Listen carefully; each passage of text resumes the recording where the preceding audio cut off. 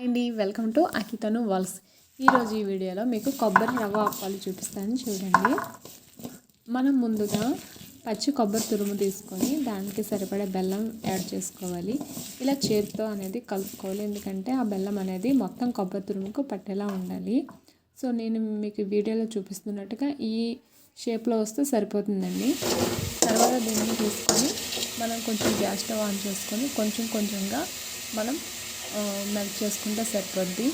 మరీ ఎక్కువగా బాయిల్ అవ్వకుండా కొంచెం దగ్గరికి పట్టేలా వచ్చేలా చూసుకోవాలి. అప్పుడే మనం వండలు చుట్టుకోవడానికి ఈజీగా ఉంటుంది. రవ్వ అప్పాల కోసం ముందుగా 1 కప్పు పంచదార రవ్వ తీసుకున్నాను. ఇలా బాయిల్ అయిన వాటర్లో కొంచెం నెయ్యి వేసుకొని కొంచెంగా రవ్వ అలాగే పంచదార ముందుగా వేసుకున్నాను. సో ఇది బాగా బాయిల్ అయిన తర్వాత ఇలా రవ్వ వేస్తాను చూడండి. ఎందుకంటే మనం వాటర్ అనేది బాయిల్ అవ్వకుండా మనం వేసామంటే ఆ రవ్వ అనేది వండి చుట్టేస్తుంది.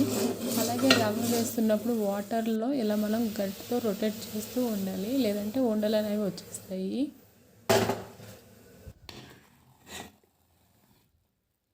చూసారా, ఇలా రొటేట్ చేసుకున్నాక మనకి రవ్వ అనేది ఈ క్వాంటిటీలో ఉండాలండి. వాటర్ అనేవి ఉండకూడదు. వాటర్ అనేవి ఉంటే రవ్వ అనేది ఆయిల్ని ఎక్కువగా పీల్చేస్తుంది. అందుకే మనం వాటర్ అనేది లేకుండా థిక్గా ఉండేలా చూసుకున్నాక ఇలా ఉండలుగా చుట్టుకోవాలి. ఈ ఉండల మధ్యలో మనం కొబ్బరి తురుము పెట్టుకుంటే సరిపోతుంది. మనం తర్వాత దీన్ని బాయిల్ చేసుకున్నాక రవ్వ అప్పాలు ఈ క్వాంటిటీలో వచ్చాయి.